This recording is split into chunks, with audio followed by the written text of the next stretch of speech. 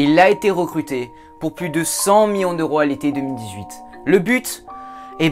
Renforcer cette Juventus de Turin et remporter cette Ligue des Champions. La Juventus avait enchaîné 2 finales Ligue des Champions consécutives. Mais depuis, avec le Portugais, avec Cristiano Ronaldo, c'est un quart de finale contre l'Ajax en 2019 perdu. Un 8e de finale en 2020 contre Lyon, encore une fois éliminé. Et enfin cette année, un autre 8e de finale contre Porto, encore une fois une élimination dramatique. En 2015, le milieu des Bianconeri était très fort. Pogba, Marquisio, Vidal et Andrea Pirlo. Et tu rajoutes une défense au sommet de leur forme. Ceux-là vont faire 2 finales consécutives. En 2021, il y a un vrai problème de créativité. Rabiot, Bentancur, Ramsey, c'est des bons joueurs, mais ce n'est pas eux qui vont changer le cours d'un match. C'est flagrant, ça fait quelques années que la Juventus régresse chaque année.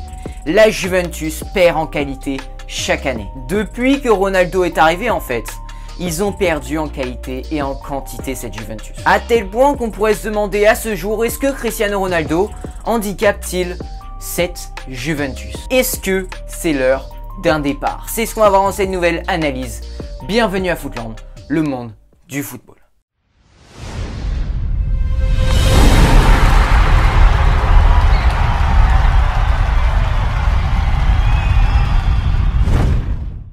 Ronaldo, c'est une légende, pas besoin de le remettre en question, on le sait tous. Il est génialissime. Mais par contre, il a un coût. C'est 30 millions d'euros par an là, son salaire pharaonique. Et c'est un énorme sacrifice pour la vieille dame. Depuis cet énorme recrutement, cette Juventus ne peut pas se permettre de acheter des gros joueurs. Ils doivent se faire petits sur le marché des transferts. Et ouais, niveau argent, ils ont plus rien la Juventus, à tel point qu'ils font des deals presque incompréhensibles. Cet échange, ou plutôt cette bidouille comptable entre Arthur et Pjanic, entre nous, c'était juste pour l'argent. Derrière tout ça, les joueurs n'ont servi qu'à une chose, pas renforcer leur équipe, mais donner de l'argent à leur équipe. On l'a vu aussi avec l'échange Cancelo-Danilo qui est juste incompréhensible. Cancelo, c'était un mec qui pouvait vraiment devenir un joueur clé dans cette équipe. Il est super influent en ce moment à Manchester City, il est en train de s'épanouir. Et tu récupères qui après? Danilo. Je suis désolé, c'est un latéral qui n'est pas si mauvais que ça, mais c'est pas Cancelo. La Juventus financièrement ne va pas bien, suffit de regarder un peu les petits deals qu'ils font. Très souvent, ils vont aller chercher des Rabiot, des Ramsey, des joueurs gratuits comme ça sur le marché des transferts. Et ça veut tout dire les gars. C'est que ça manque d'argent quoi. Il y a un moment où c'est flagrant.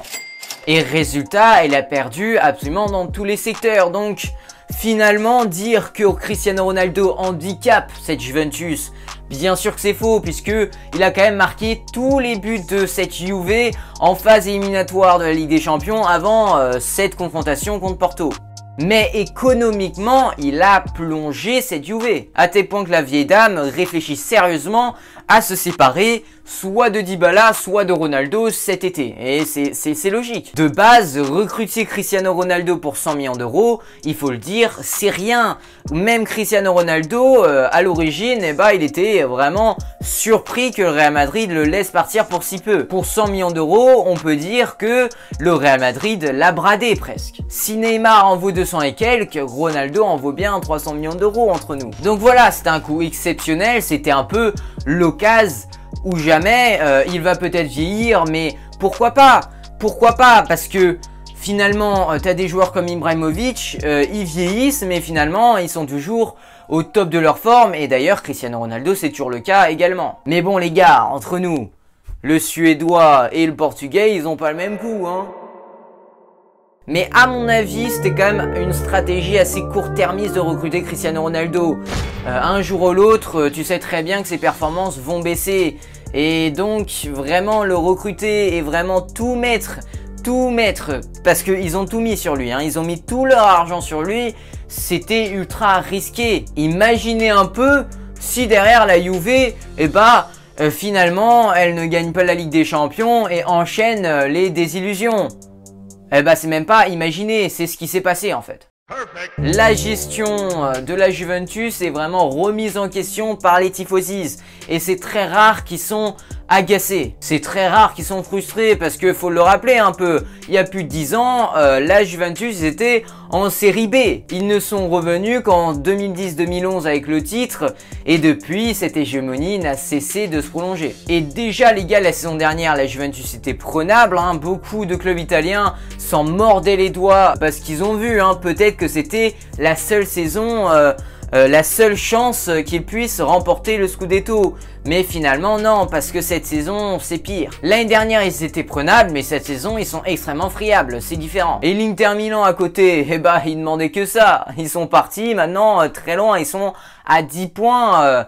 10 points devant la Juventus, ça fait mal. Donc voilà, c'est une équipe qui a besoin de qualité et vite. Ils ont besoin de qualité partout cet été. J'espère qu'il y aura un gros chantier pour la Juve. Attends, mais on est d'accord, il faut réagir. Tu ne peux pas laisser la situation t'échapper autant, que ce soit en Serie A ou en Ligue des Champions. Et la conséquence de tous les résultats qui sont de pire en pire, c'est que les gens commencent à se prendre à Cristiano Ronaldo. C'est devenu le bouc émissaire. C'est triste, mais c'est certainement ce recrutement à plus de 100 millions d'euros qui a basculé la Juve dans le rouge financièrement. Donc c'est pas déraisonnable de critiquer Ronaldo. Mais par contre, je comprends peut-être les gens qui critiquent Cristiano Ronaldo, mais je n'enlève pas le fait qu'ils sont cons, putain. Réfléchissez un minimum et vous en déduirez que Cristiano Ronaldo n'est pas la cause de cette crise à la Juventus. C'est la direction qui a viré Allegri, qui a recruté Cristiano Ronaldo. Ils avaient pas les moyens, pourquoi prendre autant de risques alors que tu sais que derrière t'as pas assez de marge financièrement. La pandémie, ok, personne ne pouvait le prévoir, mais essayez quand même d'avoir une certaine marge pour éviter d'être vraiment dans le rouge financièrement et d'être dans la situation qu'ils sont actuellement. Économiquement, c'est une catastrophe parce que tu peux pas bien recruter et compenser les manques de l'effectif, mais sportivement, c'est aussi une catastrophe parce que tu es beaucoup trop dépendant de Cristiano Ronaldo. Il asphyxie cette Juventus. Mais si cette Juventus est aussi dépendante de Cristiano Ronaldo, c'est aussi parce que ils peuvent pas recruter raisonnablement. Donc c'est un peu un cercle vicieux. Ronaldo, quand il arrivait à la Juventus, si on lui avait dit que ils avaient pas beaucoup de marge financièrement derrière et que le recrutement ça allait être compliqué et que derrière Ronaldo n'allait pas avoir beaucoup de soutien sur le terrain, je pense pas qu'il aurait signé. Moi aussi j'aurais pas signé. Ouais, j'ai refusé la Juventus, ouais, non mais pourquoi? C'est la Juventus qui n'aurait pas dû prendre autant de risques. Et d'ailleurs, la situation des Turinois me fait penser à la situation des Barcelonais. Le Barça est à peu près dans la même situation, sauf que eux, ils ont dû attendre bien plus longtemps avant d'être vraiment dans le rouge financièrement parce que le Barça est bien plus riche que les Bianconeri de base. Le Barça, eux, avant d'être dans une crise financièrement, il fallait quand même qu'ils achètent Coutinho pour 100 millions d'euros, Dembélé pour 100 millions d'euros, Griezmann pour 100 millions d'euros, ça fait beaucoup. Alors que la Juventus, un recrutement de 100 millions d'euros, ça leur a suffi pour les mettre dans une situation compliquée financièrement. Alors, est-ce que c'est l'heure d'un départ? Alors, la question qu'il faut se poser déjà, c'est qui veut de lui?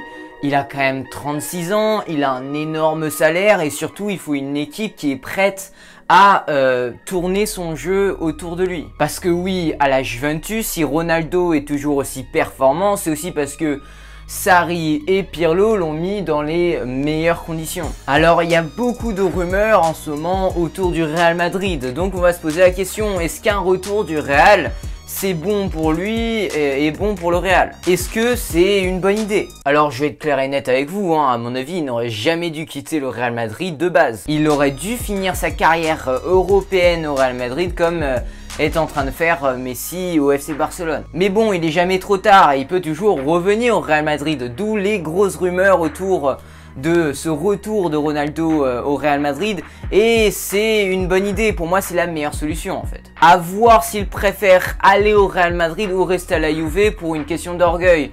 Parce que là, s'il quitte la Juve, franchement, il part sur une très mauvaise note. Beaucoup de monde pense que c'est la principale cause de la régression flagrante de la Juve ces dernières années. Alors, je disais que pour lui, c'était une bonne solution de revenir au Real Madrid, mais pour le Real Madrid, est-ce que c'est une bonne solution? Pas si sûr. Parce que, en fait, le Real Madrid est en transition. C'est très bien, il vise Mbappé, il y a vraiment une révolution autour des jeunes. même si ce n'est pas, voilà, ça marche pas très bien avec Rodrigo et Vinicius qui sont pour le moment de gros échecs, ce serait signer l'échec total de cette supposée révolution avec les jeunes. Et en plus, c'est très court-termiste. C'est pour ça que si Ronaldo veut vraiment revenir au Real Madrid, va falloir baisser son salaire.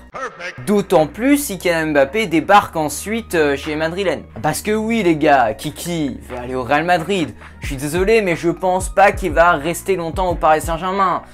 Peut-être même qu'il va partir cet été, mais je pense plutôt qu'il va partir l'été prochain encore. Tout dépend en fait de la Ligue des Champions. Si Mbappé remporte sa Ligue des Champions avec le Paris Saint-Germain, je pense qu'il va se dire bah c'est bon, j'ai réussi à faire gagner la Ligue des Champions au Paris Saint-Germain, c'était un de ses rêves, et peut-être il va décider de partir sur une bonne note et quitter le Paris Saint-Germain sur ça, pourquoi pas. En tout cas, si ça se passe comme ça, l'histoire serait belle. Mbappé arrive au Paris Saint-Germain, fait gagner la Ligue des Champions et ensuite débarque dans le grand club du Real Madrid dans la capitale espagnole. C'est comme Zidane au Real Madrid, après avoir gagné 2 Ligues des Champions de suite, il a préféré partir pour ne pas décevoir.